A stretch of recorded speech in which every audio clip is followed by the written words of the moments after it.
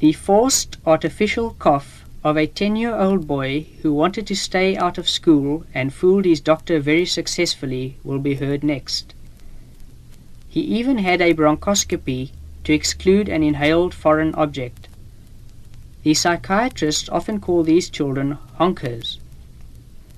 They cough for a particular reason, usually to get out of school or to avoid examinations, and may present a difficult diagnostic problem.